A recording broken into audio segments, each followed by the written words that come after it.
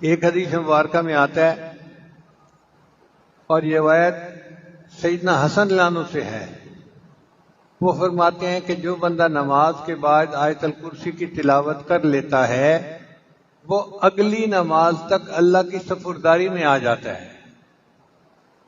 اتنی بڑی خوشخبری ہے اس حدیث مبارکہ میں، کوئی بندہ اللہ کی سپرداری میں آ جائے، اس سے بڑی اور گارنٹی کیا ہو سکتی ہے؟ اللہ فرماتے ہیں ان ینصرکم اللہ فلا غالب لکم، اگر اللہ تمہاری مدد کرے تو کوئی تم پر غالب نہیں آ سکتا۔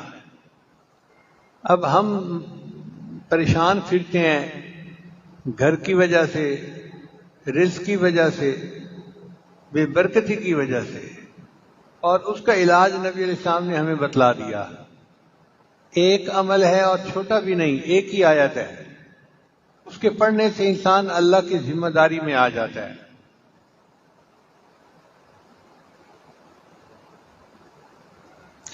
اور ایک حدیث مبارکہ میں ہے کہ ہر نماز کے بعد جو بندہ آیت الکرسی پڑھتا ہے اس کے اور جنت کے درمیان صرف موت کا فاصلہ ہوتا ہے۔ کتنی بڑی خوشخبری ہے، اور اس عمل کو کتنا اہتمام کے ساتھ کرنا چاہیے کہ نبی علیہ السلام کی زبان فیض ترجمان سے یہ ارشاد ہو رہا ہے کہ ہر نماز کے بعد آیت الکرسی پڑھنے والے کے اور جنت کے درمیان صرف موت کا فاصلہ ہے۔ موت آئی اور جنت مل گئی۔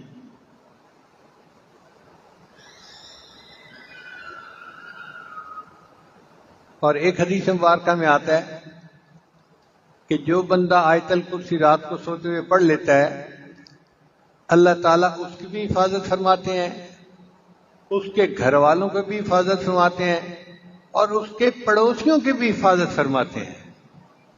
سبحان اللہ، کیا خوبصورت عمل ہے کہ بندے کی بھی حفاظت ہوتی ہے، اہل و عیال کی بھی، اور قریب کے گھر والوں کی بھی حفاظت ہو جاتی ہے اس کے اندر۔ اس لیے اس عمل کو بہت اہتمام سے کرنے کی ضرورت ہے۔ سیدہ عائشہ رضی اللہ عنہا فرماتی ہیں کہ ایک اجنبی آیا اور اس نے نبی علیہ الصلوۃ والسلام سے پوچھا، اے اللہ کے حبیب وسلم، میرے رزق میں برکت نہیں ہے۔ یہ وہ شکایت ہے جو ہر بندہ ہی تقریباً آج کر رہا ہے۔ تو نبی علیہ السلام نے فرمایا کہ آیت الکرسی کہاں گئی؟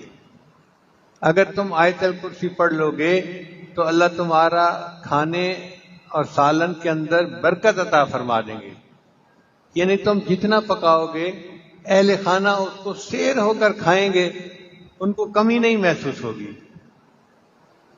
ہم اپنے وسائل کی کمی کا تو شکوہ کرتے رہتے ہیں، تنخواہ تھوڑی ہے، فلاں ہے، فلاں ہے، فلاں ہے، اس طرف دھیان نہیں جاتا کہ ہم آیت الکرسی پڑھیں تاکہ ہمارے رزق میں برکت پیدا ہو جائے۔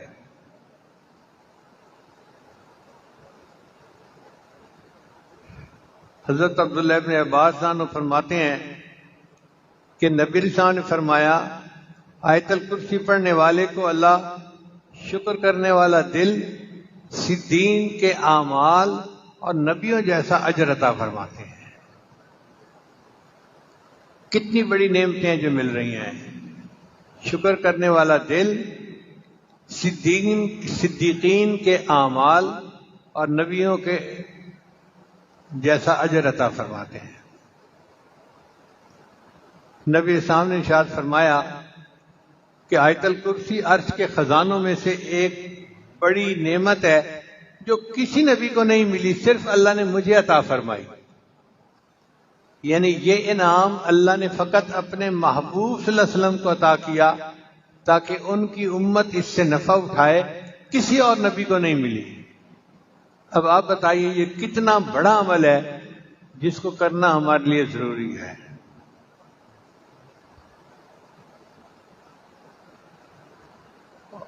ایک حدیث مبارکہ میں ہے کہ نبی اسلام نے ایک صحابی سے پوچھا کہ قرآن مجید کی عظیم ترین آیت کون سی ہے؟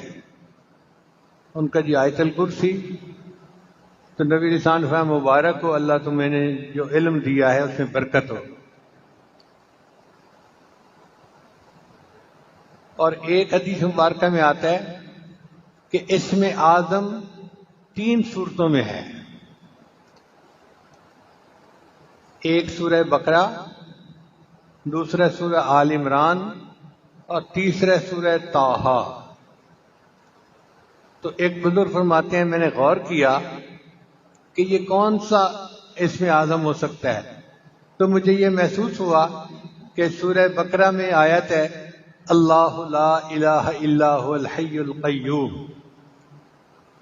اور سورہ آل عمران میں ہے الف لام میم اللہ لا الہ الا هو الحی القیوم، اور سورہ طٰہٰ کے اندر آیت ہے وَأَنَتِ الْوُجُوهُ لِلْحَيِّ الْقَيُّومِ۔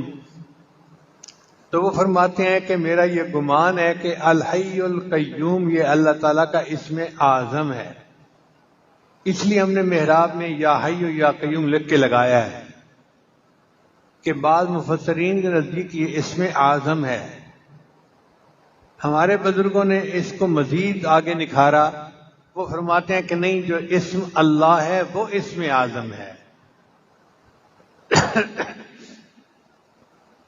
بہرحال یہ قرآن مجید کی عظیم ترین آیت ہے، اور وہ خاص نعمت ہے جو اللہ نے فقط اپنے پیارے محبوب صلی اللہ علیہ وسلم کو عطا فرمائی، کسی اور نبی کو عطا نہیں کی گئی، اور نبی علیہ السلام نے ہم تک یہ امانت پہنچا دی۔ ہمارا حال دیکھو کہ ہم اس عمل کی طرف دھیان ہی نہیں کرتے، سوچتے ہی نہیں۔ اللہ تعالی ہمیں باقاعدگی کے ساتھ اس عمل کو کرنے کی توفیق عطا فرمائے۔ یہ کلمات پڑھتے جائیے، بسم اللہ الرحمن الرحیم، لا الہ الا اللہ محمد الرسول اللہ، آمنت باللہ وملائکتہ وکتبہ ورسلہ والیوم الآخر والقدر خیرہ وشرہ من اللہ تعالی والبعث بعد الموت، آمنت باللہ کما ہوا باسمائہ وصفاتہ وقبلت جمیع احکامہ اقرارا باللسان وتصدیق بالقلب، اشہد ان لا الہ الا اللہ واشہد ان محمدا عبدہ ورسولہ، استغفر اللہ ربی من کل ذنب واتوب الیہ برحمتک یا ارحم الراحمین۔ ان کلمات کو پڑھنے سے ہم تو طائب ہو چکے ہیں۔ 5 اعمال ہیں، ان کو کریں گے تو اللہ تعالیٰ دل کو منور کریں گے۔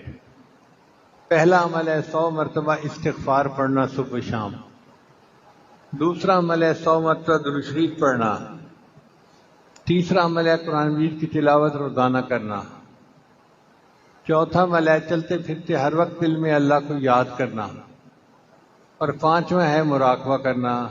مراقبہ تمام اعمال کا لب لباب اور نچوڑ ہے۔ طریقہ بہت آسان ہے، جب صبح و شام نماز پڑھ کے فارغ ہوں تو تھوڑی دیر کے لیے اللہ سے لو لگا کے بیٹھیں کہ اللہ کی رحمت آ رہی ہے، میرے دل میں سما رہی ہے، میرے دل کی ظلمت اور سیاہی دور ہو رہی ہے، اور میرا دل اللہ اللہ اللہ بول رہا ہے، میں سن رہا ہوں۔ زبان سے نہیں پڑھنا، دل پڑھ رہا ہے، میں سن رہا ہوں، یہ گمان کرنا ہے۔ اور حدیث مبارکہ میں آتا ہے انا عند ظن عبدی بی، میں بندے کے ساتھ اس کے گمان کے مطابق معاملہ کرتا ہوں۔ جب بندہ یہ گمان لے کے بیٹھتا ہے تو کچھ ہی دنوں میں اس کے دل میں اللہ کی ایسی محبت پیدا ہوتی ہے کہ اس کو محسوس ہوتا ہے کہ میرے دل سے اللہ اللہ اللہ کی آواز آ رہی ہے۔ وہ جن کا عشق صادق ہے وہ کب فریاد کرتے ہیں، لبوں پہ مہر خاموشی دلوں میں یاد کرتے ہیں۔ ہم بھی اپنے اللہ کو اپنے دلوں میں یاد کریں۔ اللہ